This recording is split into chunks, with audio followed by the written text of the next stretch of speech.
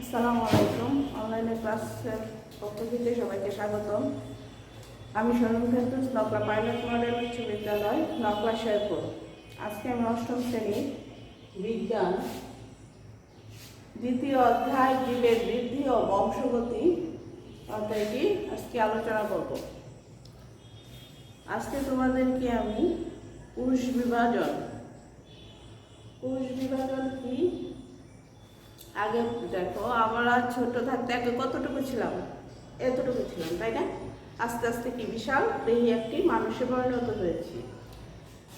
তাহলে একটা উদ্ভিদ যখন ছোট থাকে, পরে আস্তে আস্তে কি হয়, এটা অনেক বড় হয়। এই যে উদ্ভিদের বৃদ্ধি এবং মানুষের যে বৃদ্ধি ঘটে, দৈহিক বৃদ্ধি এবং বংশবৃদ্ধি ঘটে, এগুলো কিসের মাধ্যমে ঘটে? অবশ্যই কি কোষ বিভাজনের মাধ্যমে, তাই না? তাহলে এই বৃদ্ধিটা ঘটে কিভাবে? কোষ বিভাজনের মাধ্যমে। আগে জানতে হবে কোষ কি। কোষ কি এটা তোমরা অবশ্যই জানো। কোষ হলো জীবদেহের গঠন এবং কাজের এককে কি বলে? কোষ বলে। মনে করো এটা একটা কোষ।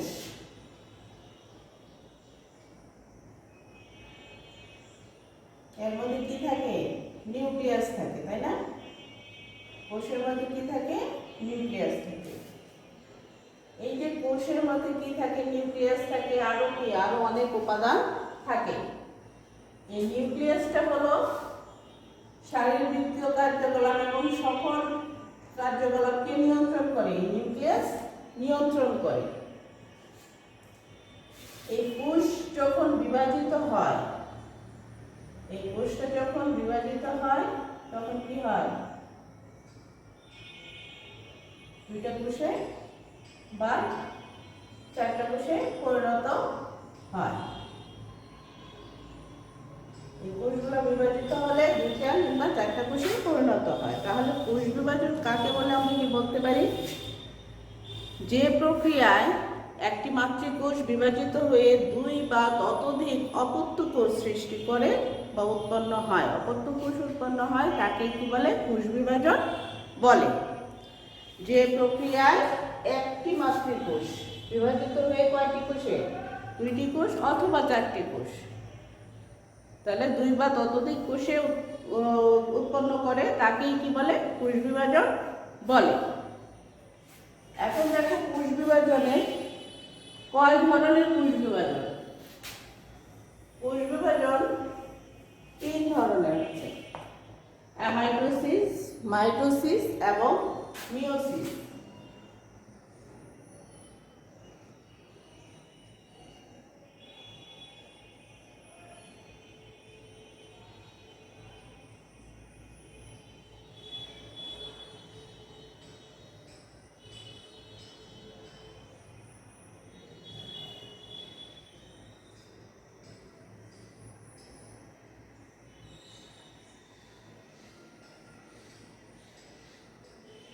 মাইটোসিস, 3 নম্বর হলো কি? মিওসিস।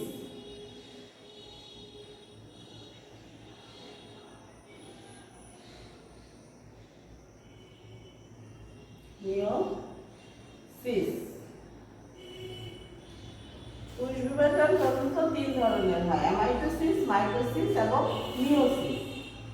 অ্যামাইটোসিস কোষ বিভাজনকে বলা হয় কি? প্রত্যক্ষ কোষ বিভাজন। অ্যামাইটোসিসকে আবার বলা হয় কি?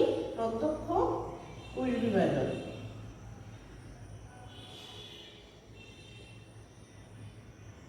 আবার মাইটোসিসকে বলা হয় কি? পরোক্ষ কোষ বিভাজন।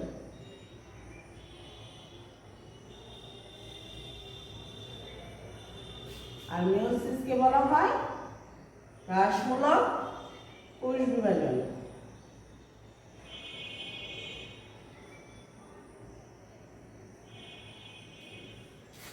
অ্যামাইটোসিসকে প্রত্যক্ষ কোষ বিভাজন, মাইটোসিসকে পরোক্ষ কোষ বিভাজন এবং মিওসিসকে বলা হয় হ্রাসমূলক কোষ বিভাজন। অ্যামাইটোসিসকে কেন প্রত্যক্ষ কোষ বিভাজন বলা হয়? কারণ অ্যামাইটোসিস প্রক্রিয়ায় একটি কোষ সরাসরি বিভাজিত হয়ে দুটি অপত্য কোষে পরিণত হয়। একটি মাতৃকোষ সরাসরি বিভাজিত হয়ে দুটি অপত্য কোষে পরিণত হয়।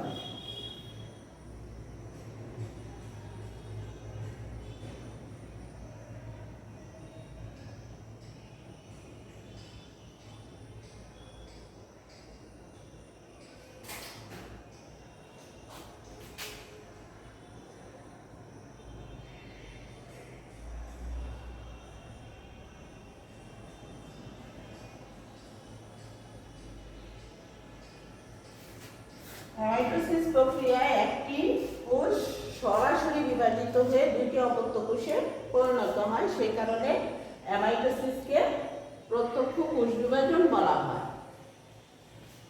মাইটোসিসকে কেন পরোক্ষ কোষ বিভাজন বলা হয়? কারণ মাইটোসিস প্রক্রিয়ায় একটি কোষ থেকে দুইটি কোষ উৎপন্ন হয়, কিন্তু একটি জটিল এবং ধারাবাহিক প্রক্রিয়ার মাধ্যমে উৎপন্ন হয় বলে এটাকে কি বলা হয়? পরোক্ষ কোষ বিভাজন বলা হয়। এখন দেখো অ্যামাইটোসিস প্রক্রিয়া কিভাবে সম্পন্ন হয়। অ্যামাইটোসিস প্রক্রিয়ায় একটি কোষ, এই কোষটা কি করে? প্রথমে লম্বালম্বিভাবে কি হয়? আকার ধারণ করে, লম্বা আকার ধারণ করে। প্রথমে কোষটা লম্বা আকার ধারণ করে, সাইটোপ্লাজম এবং নিউক্লিয়াস কি হয়? লম্বা আকার ধারণ করে। পরে আস্তে আস্তে মাঝ বরাবর কি হয়? সংকুচিত হয়ে ডাম্বেলের আকৃতি গঠন করে। পরে এই যে সাইটোপ্লাজম এবং নিউক্লিয়াস কি করে? সাইটোপ্লাজম এবং নিউক্লিয়াস সংকুচিত হয়ে ডাম্বেলের আকার ধারণ করে। ডাম্বেলের আকার ধারণ করে পরে আস্তে আস্তে মাঝ বরাবর সংকুচিত হতে হতে সাইটোপ্লাজমগুলো কি হয়ে যায়? দুইটা কোষ, দুই ভাগে ভাগ হয়ে দুইটা কোষ উৎপন্ন করে। দুইটা কোষ উৎপন্ন করে, এই কারণে কি করে বলা হয়? অ্যামাইটোসিসকে প্রত্যক্ষ কোষ বিভাজন বলা হয়। এরপরে আসো মাইটোসিস। মাইটোসিস কোষ বিভাজন কাকে বলে? যে প্রক্রিয়ায় একটি কোষ বিভাজিত হয়ে, একটি মাতৃকোষ বিভাজিত হয়ে সম আকৃতি, সমগুণ সম্পন্ন এবং সমসংখ্যক ক্রোমোজোম বিশিষ্ট দুটি কোষ উৎপন্ন করে, সদৃশ দুটি কোষ উৎপন্ন করে, তাকে বলা হয় কি? মাইটোসিস কোষ বিভাজন। মাইটোসিস কোষ বিভাজনের কোষটা কিন্তু একটা কোষ থেকে যে দুইটা কোষ উৎপন্ন হবে, হুবহু মাতৃকোষের ন্যায় হবে কি? অপত্য কোষ। হুবহু মাতৃকোষের ন্যায় হবে অপত্য কোষ। এখন দেখো এটা হলো কি? মাতৃকোষ। এই কোষটাকে আমরা কি বলতে পারি? মাতৃকোষ। এই মাতৃকোষে কি হয়? বিভাজিত হয়। এটা হলো মাতৃকোষ, আর যেটা উৎপন্ন হয় সেটাকে বলা হয় কি? অপত্য কোষ।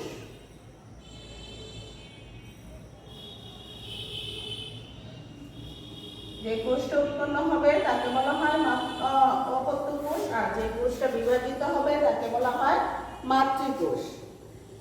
মাতৃকোষকে বলা হয় মাদার সেল এবং উৎপন্ন কোষকে বলা হয় কি? Daughter cell. তাহলে মাইটোসিস প্রক্রিয়ায় যে কোষটা যে মাতৃকোষটা বিভাজিত হবে, বিভাজিত হয়ে যে উৎপন্ন দুটি কোষ উৎপন্ন করবে, সেটা একটা জটিল ধারাবাহিক প্রক্রিয়ার মাধ্যমে যেহেতু উৎপন্ন হবে, সে কারণে কি হবে? সম আকৃতি, সমগুণ সম্পন্ন। মাতৃকোষের যে গুণাবলী থাকবে অপত্য কোষে সেই গুণাবলী থাকবে, এবং সম আকৃতি, দেখতে একই রকম হবে, এবং ক্রোমোজোম সংখ্যা কি হবে? একই থাকবে। মাতৃকোষের ক্রোমোজোম সংখ্যা যত থাকবে, অপত্য কোষের ক্রোমোজোম সংখ্যাও ঠিক ততই থাকবে। তাহলে মাইটোসিসের সঙ্গে আমরা এভাবে দিতে পারি, যে প্রক্রিয়ায় একটি মাতৃকোষ বিভাজিত হয়ে সম আকৃতি, সমগুণ সম্পন্ন এবং সমসংখ্যক ক্রোমোজোম সম্পন্ন দুটি অপত্য কোষ উৎপন্ন হয়, তাকে আমরা কি বলি? মাইটোসিস কোষ বিভাজন বলি। মাইটোসিস কোষ বিভাজনের ধাপ। মাইটোসিস কোষ বিভাজনের ধাপ, প্রধান ধাপ হলো কয়টা? দুইটা।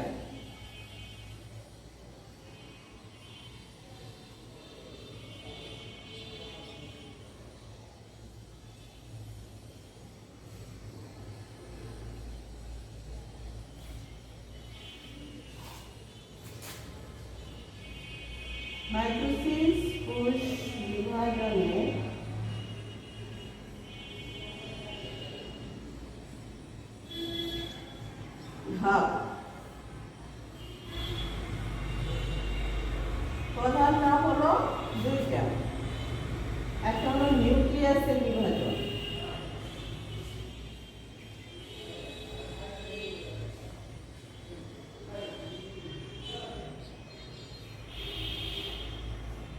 নিউক্লিয়াসের বিভাজন,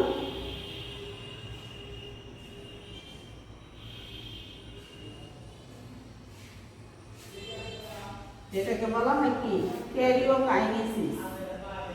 ক্যারিওকাইনেসিস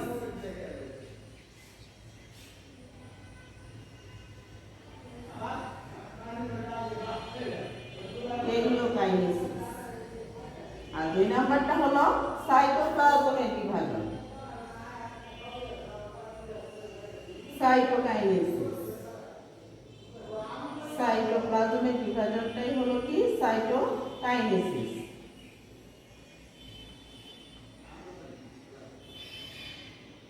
সাইটোপ্লাজমের বিভাজন,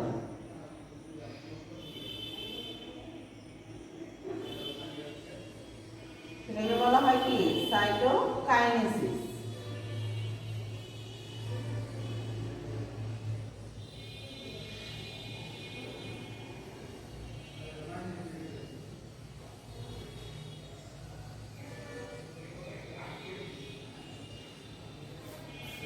দুইটা প্রধান ধাপে সম্পন্ন হয় মাইটোসিস প্রক্রিয়া। সেই প্রক্রিয়া দুইটা ধাপ হলো, একটা হলো ক্যারিওকাইনেসিস আর একটা হলো সাইটোকাইনেসিস। ক্যারিওকাইনেসিস মানে হলো নিউক্লিয়াসের বিভাজনকে বলা হয় ক্যারিওকাইনেসিস, এবং সাইটোপ্লাজমের বিভাজনকে বলা হয় কি সাইটোকাইনেসিস।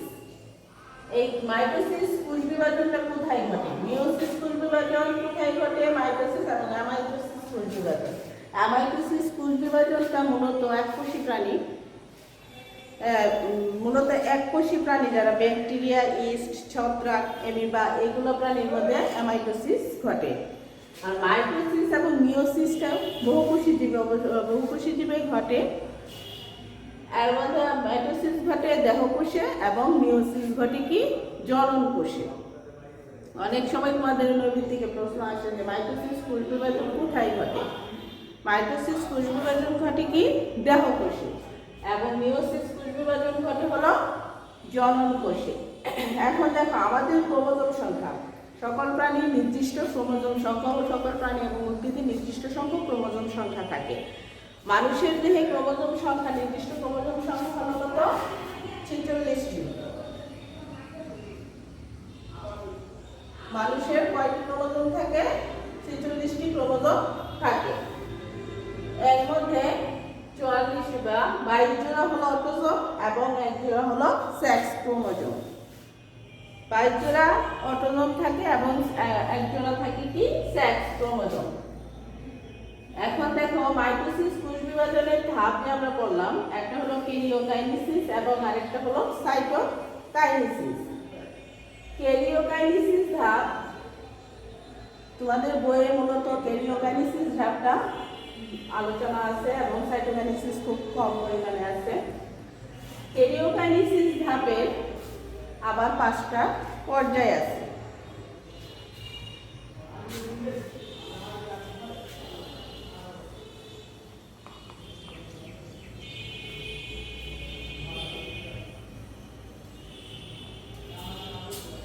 ক্যারিওকাইনেসিস ধাপের আমার কি 5টা পর্যায় আছে। এখন হলো প্রোফেজ,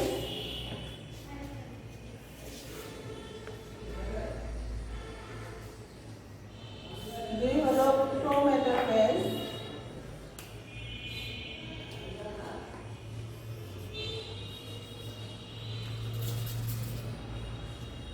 তিন হলো মেটাফেজ,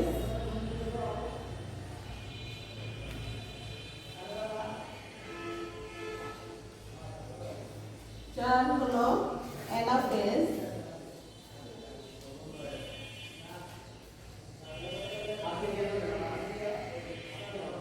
আর 5 হলো টেলোফেজ।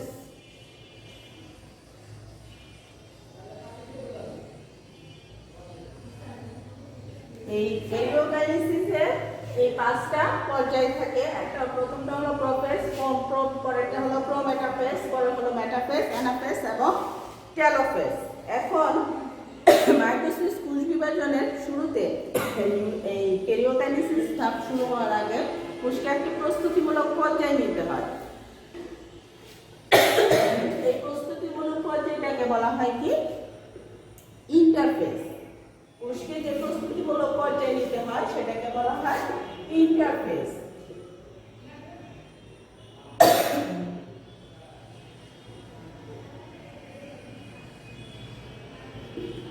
এই পর্যায়টাকে বলা হয় ইন্টারফেজ। তাহলে ইন্টারফেজ কাকে বলে? মাইটোসিস কোষ বিভাজন শুরুর আগে কোষকে একটি প্রস্তুতিমূলক পর্যায়ে নিতে হয়, সেটাকে বলা হয় কি? ক্যারিওকাইনেসিস শুরুর আগে কোষকে একটা প্রস্তুতিমূলক পর্যায়ে নিতে হয়, সেটাকে বলা হয় ইন্টারফেজ।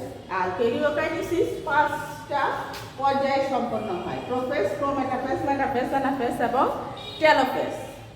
তাহলে পরবর্তী ক্লাসে আমি তোমাদেরকে এই 5টি ধাপ সম্পর্কে আলোচনা করব। আজকে এই পর্যন্তই। ধন্যবাদ সবাইকে। আসসালামু আলাইকুম।